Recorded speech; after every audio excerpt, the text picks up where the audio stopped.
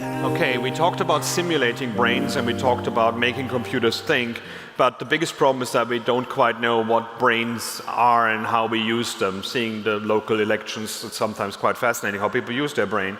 So Sabria Lagoun is coming from France, I think, to here, and is going to tell us all about how these neurons in the brain themselves work before we actually start simulating them. So bridging the gap between human and machine on a very much human and machine level. So I'm really looking forward to learning more. Sabria, please.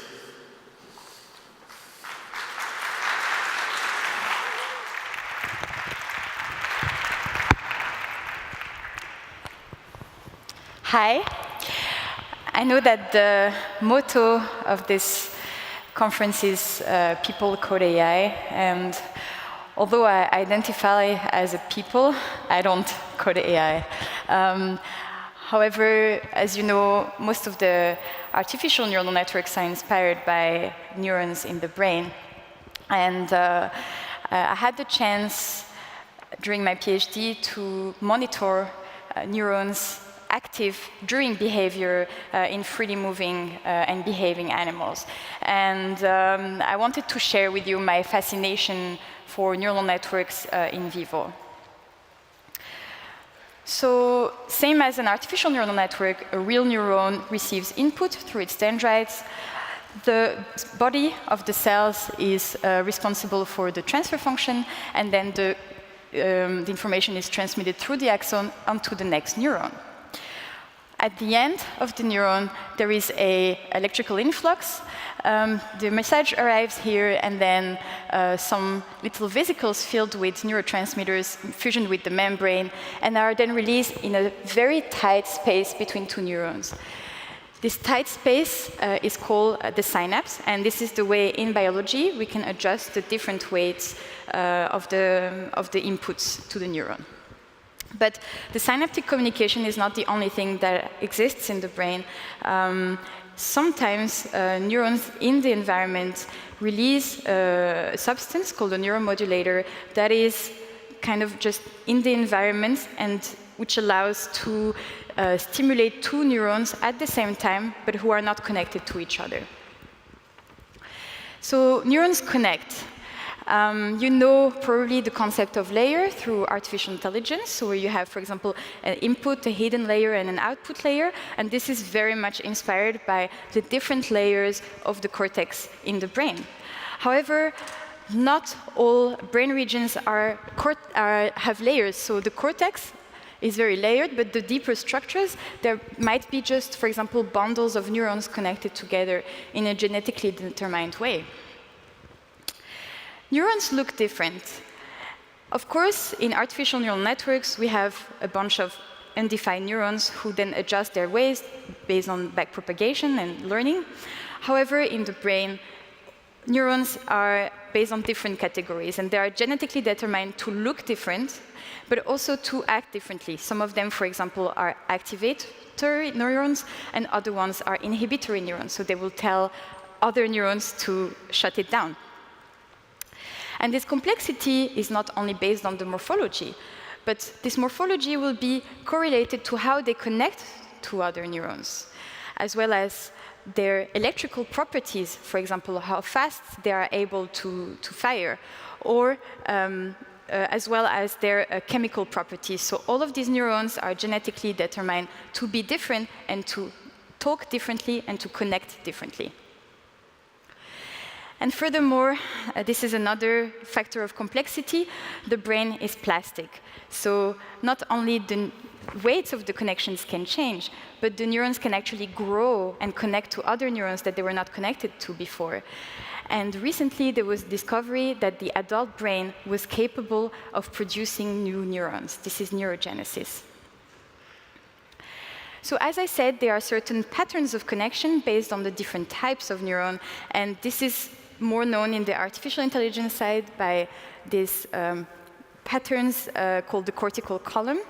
So there's this theory that the cortex, so the upper part of the more superficial part of the brain, is a juxtaposition of this cortical column one after another, processing sensory information like this. And this pattern can be quite complex. For example, in the hippocampus, responsible for memory and spatial navigation, a lot of different inhibitory neurons can be really tightly connected from a genetically determined pattern and process very complex operations. So the first approach would be, if we want to understand how the brain works, we could, for example, reproduce an organism neuron per neuron, and then feed it relevant sensory input and see what happens. So the idea would be to assess the physiology of every neuron and then see what would be its output. First, you have to determine the transfer function of the neuron. So to do this is going to be very wrong and overly simplified, but you use a glass electrode, then you pinch the membrane of the neuron, and then stimulate it through chemicals or through electricity and see how it responds. And like this, afterwards you can fill up the neuron with a dye, and you can determine what the neuron looks like, but also how it reacts to certain input and what output it would give. That sounds simple, right? It was done fully for this wonderful worm that you see here, called the C. elegans. It's quite simple form. It has only 302 neurons, and it was fully mapped. And of course, as people like to do recently, it became an open source program that you can actually go and download and play with if you want, called OpenWorm. So what can we do with this? Some MIT kids decided to download this program and put it into a Lego build robot and see what kind of behavior this would have. And what you can see is that nothing is hard-coded there. They just put the whole connectome of the worm and fed it with sensors. And you have the spontaneous expression of a behavior, which is avoiding walls, finding paths. I think afterwards he responds to sound, and so on. So this is really interesting to see that something where there's no condition and nothing, none of the behavior is hard-coded, you can just basically reproduce a whole organism and see the appearance of a spontaneous behavior. But what can this be used for other than making fun Lego robots that move? I think I'm not a specialist of AI whatsoever, but I think this could be quite useful for rapid learning, where you don't need huge data sets. And actually, there was a paper published in 2018 when they managed to reproduce the concept of neuromodulation. So where they actually took the neuronal system of a moth, and you can see this is not so many neurons, and then they simulated the release of the neuromodulator called octopamine, and you see these neurons are not directly connected, but they will all be inside of this bath of octopamine, and this allowed them to recognize others, but in a way that it was very few samples for learning, and so this was very interesting for them. So let's go ahead and do this with rats and with humans now. And this was the idea of IBM through the Blue Brain project, launched at the EPFL and led by Henry Markram. However, although the theoretical and the understanding of the brain really advanced through it, the simulation part was quite tricky, because after many years and 1.3 billion euros is invested in it, they could only reproduce 1/3 of a cubic millimeter of a cortical tissue, and this represents less than 1% of the synaptic connection within this little crumb of brain. So this, we're talking about the rat brain, and now a lot of people are saying that we will reach singularity soon and be able to download our brains into robots. And even the leader of this initiative explains that the computational power needed would be 1 billion times higher than for rats. So we're not there yet. Is there another approach that we can use to understand the brain without reproducing it neuron per neuron in the computer? And it turns out there is, and this is what I was doing during the course of my PhD, which is cognitive neuroscience. The idea is to focus on mental functions, monitor neuronal networks at a neuronal scale, so you would know which each neuron is doing, and synchronize it with the complex behavior. I know that a lot of non-invasive techniques are popular, however, they have limits. For example, if you decide to put electrodes on your skull through EEG, this is, first of all, not at the neural level, but the sum of many, many neurons. And also, there is a liquid and some membranes on top of the brain, then the skull, and then the skin. So the electrical signal is very dissipated. So it's not really possible to find the source of which neuron is saying what. With functional MRI, first of all, it's an indirect measure. It's not the measure of brain activity. It's the measure of the oxygen level of the blood. And it's a very indirect response. So it has an 8-second delay from the moment of the activity until the signal is processed. So what we do is we use invasive methods. So this exists in humans or in rats. And this consists of electrodes. And before I continue, when I say invasive, I don't mean painful. If we work with animal research, we take great care of our rats, we train them and play with them on a daily basis and make sure that no pain is involved. So these electrodes exist in humans as well. And what we do is we stick an electrode inside of here you can see the cortical column that I talked about earlier. And we measure volts, so microvolts. However, all the neurons are here and they say something very similar, and they all speak at the same time. So how do we know which neuron says what? We found the hack by twisting 4 electrodes together, very, very tight. And the idea is, as you see, the neuron on the left will have a bigger amplitude of the signal on the electrodes that is closest to him, and then smaller, smaller, smaller. And if you have another neuron that says something similar, this electrophysiological signature will be also different. And then you can imagine one neuron in the bottom, one neuron on top, and the combination of amplitude on the different electrodes will be different. If you have a lot of money, you can also buy silicon probes, which cost a couple of thousand each. They have a perfect spacing between the sites of recording.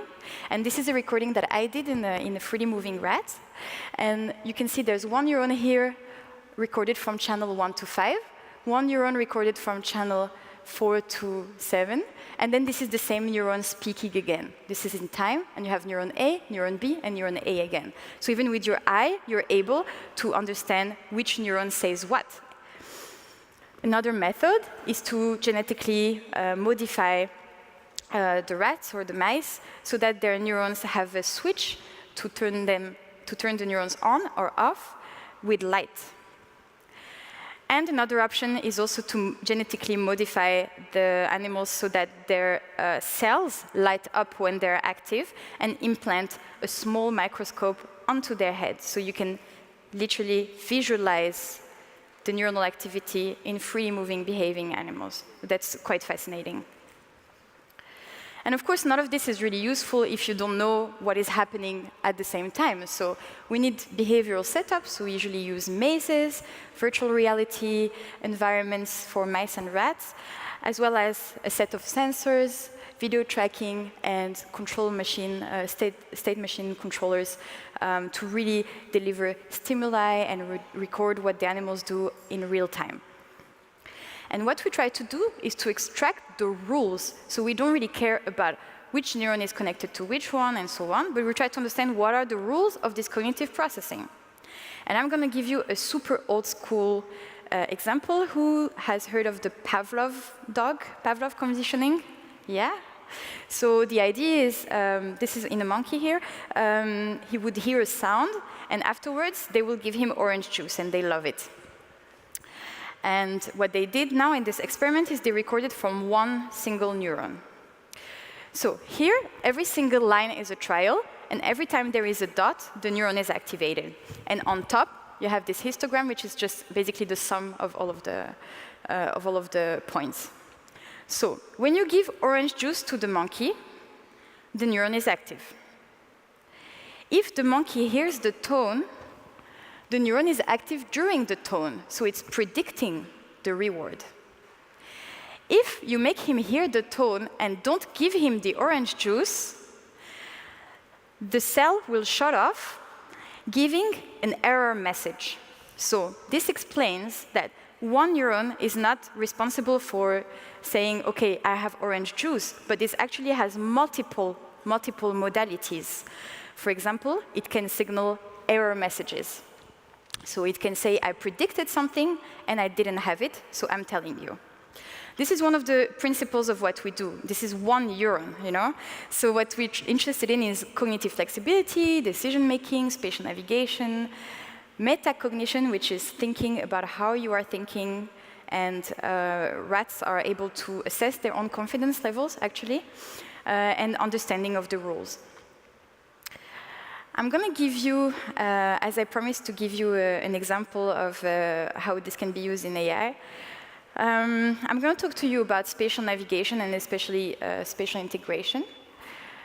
So the hippocampus is responsible for memory and spatial navigation, and it has certain cells that was discovered and led to a Nobel Prize. One of them is called place cells. So place cells, for example, if you are sitting here, one cell will be activated especially for this spot, so cell A. Then if you move a bit more, there will be cell B. So if you are now walking away from my talk because it's boring, you will have A, B, C, D, E, F, G. So all your path will be a succession of place cells like this. And each place has its own little cell that is specific for. And this place cell, they receive input from grid cells who are coming from entorhinal cortex. And these grid cells, they're a little bit similar, but they're not activated only for one spot, but they make a grid in the space. So for example, it will be activated here, and then you move 2 meters, it will be activated here, 2 meters here, and it's a geographically or geometrically regular time. So this is the space, so this is really interesting. So then you will have one grid cell that will be activated every 2 meters, one grid cell that will be activated every 20 centimeters, and so on and so forth. And like this, you can basically have kind of the rails of your spatial navigation and mapping of your whole environment. So this concept was really interesting, and how does it really apply to tech?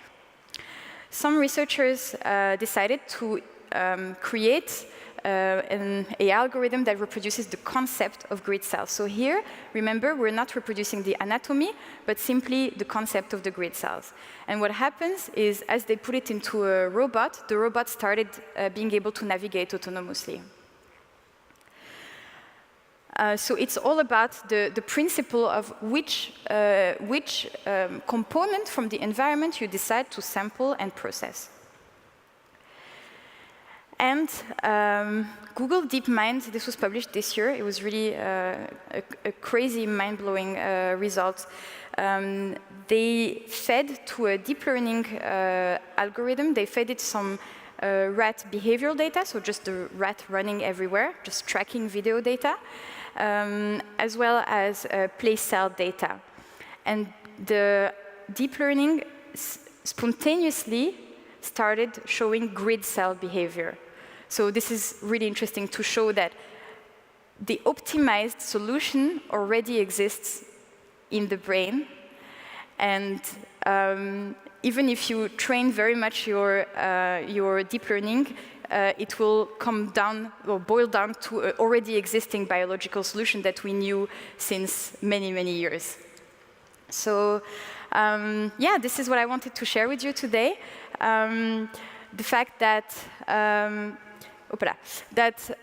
you can learn from the connectome, you can make small networks that can learn from a small sample size and very fit to function. And through understanding the cognitive processing, you can understand what is the brain processing, what information is relevant, and how. And this is really the interplay between the way the neurons are connected, the operation they make in the networks, or activating, inhibiting, the behavioral engagement of the human or the animal, and the type of neuron involved. If we manage to understand more about the interplay between these 4 factors, I think we will be able to produce way more efficient AI algorithms. If you want to learn hands-on neuro-inspired AI, I am preparing a workshop with 2 people from the TU who will give a 4-hour coding inspired by the warm brain. And if you want to pre-register, just send an email to hello@thebrainstorms.io. It will happen in Vienna. Thank you very much.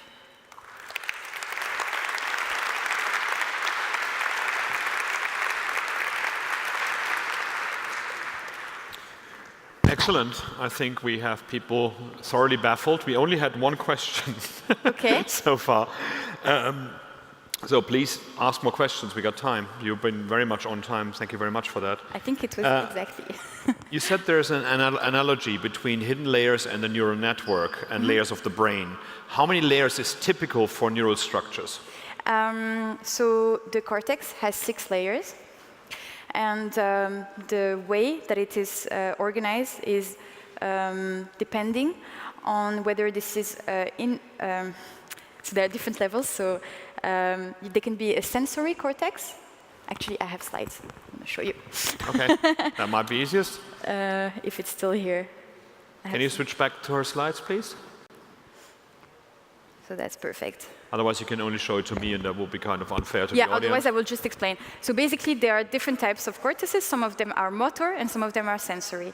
And depending on whether this is a sensory cortex or a motor cortex or prefrontal cortex, the thickness of the layers, the way that it's organized will be different. For example, for sensory cortices, the input is very important. The input from sensory organs like touch and so on.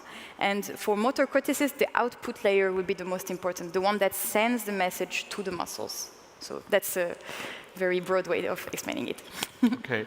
Seeing that we're simulating, do you think that through the simulations that we do, we learn more about the brain than we did before, than we did with surgery and with measurements? Sorry? I don't know. Seeing that we're simulating neurons now in computers, do we find out more about the body neurons that we're using as well, or do you think it's more of a still one leads the other? No, it's a whole field. Actually, most of the computational neuroscience is not used to develop powerful algorithm, but to just understand the brain. And there are more and more papers, like in the last 2 years, I've seen more and more papers of people trying to, I mean, I'm not a specialist, but like this spiking algorithm and such, to real data, trying to modelize real data and understand how the brain works, so definitely. Cool. As well for diagnostics, right, for image diagnostics and so on. Do you believe that general AI is achievable and that human intelligence is mechanical in nature? Oh, now we're getting really philosophical. Yeah, there's a very interesting paper on it,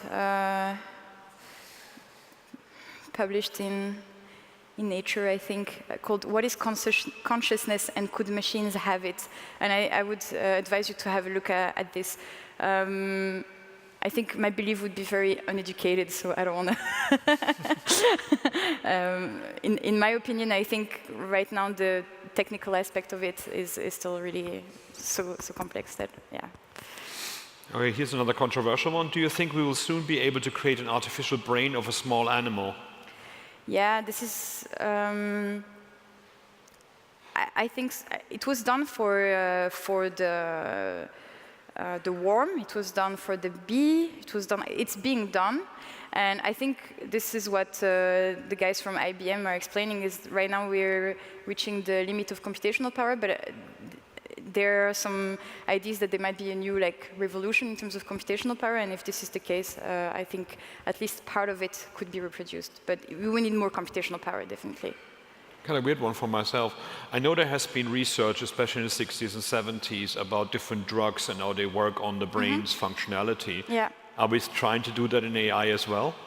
Like to test drugs to see how they work? Yeah. So I just know from where I studied in Marseille in France, they were modelizing brains in using AI to try to identify potential candidates for drug discovery. I mean, this is huge because, in Europe, we're trying to diminish the number of animals that we use in animal experiment, because I think everybody agrees that this is not the ideal way to do it. This is why we need more and more people to help and build these artificial models. Right now, we don't know enough, and we don't have the computational power to model it all, but this is more and more done. This is really an initiative that is pushed a lot, also politically, Doing a conservative assessment, how far do you think we are from learning more how things like Parkinson's and basically mental issues of elderly can be predicted and worked against before they happen? Yeah, I've seen some tech, like for example, using AI with video analysis of micro tremor that people don't notice themselves, but that can be seen with the camera. The thing is always a question of monitoring. So usually when people go to the doctor, it's already that they have impairing symptoms. And of course, not everybody can have something implanted inside of their brain. Now there's a new trend of wearables, like wearable EEGs. Unfortunately, they have, instead of 128 electrodes, they have only 2 or 3. So some people now are using, I've seen a paper published last month about using machine learning to detect wrong sleep patterns in people wearing with wearables only with 1 or 2 electrodes. So this is happening and this is up and coming, but I think I'm always critical with new technologies. You have to really make sure that this is proven and yeah. Well, there are some fitness trackers that detected like a pulse on a toilet roll, for example. Yeah. So the quality of the sensors is a big issue. The idea of using wearables combined with AI and with the massive data that you can get from wearables, because that's the thing, right? You don't have to, because I did this such experience, sit down in the office and measure, hook up everybody one by one. You can have a less precise measure, but on a bigger data set, and then maybe this works actually better. I don't know. Here's a party. Here's a question planning for the after party. Is neuron behavior robust or any influenced by alcohol, drugs, or physical status? Oh yeah, definitely. So we could go on for another keynote if you want. Alcohol, drugs, sports, stress, any type of thing that acts not even only from a mechanical perspective or a chemical perspective on the brain, but also through emotions and through what you experience on your daily life, provokes plasticity and provokes a change in the activity of neurons, a change in even their morphology. So they can, for example, decrease or increase or connect to others or disconnect to other neurons. So definitely, yeah. If we would compare ML training techniques, which would be the most similar to the real brain? I don't know. I don't know. I'm not going to lie to you. I think That's good. Yeah. Did you get any results that contradicts accepted machine learning techniques ideas? Did you see something where the neurons were not as simulated as they should be? Yeah, I would say, I mean, of course, the whole principle of adapting weights based on, training, I think the general principle exists, and this is how it works. But, and this is what I try to convey in my talk, there are things that are more genetically determined from already in utero, which neuron goes and to other neuron, which one it connects to, and so on. So this is, I think, the main difference that you can find. So this really specificity of micro patterns. Excellent. Many architectures are inspired by cognitive neuroscience. Any new insights, ideas on that? Are some of those outdated, or some of those have been debunked, or? I wouldn't know. Not really? No, I don't know. Well, I'll let you off the hook. I thank you so much. Are you going to be around for the day? Can we pick your brain? Yeah, of course. Excellent. Well, thanks very much again, Sabria, and I hope that helped somebody.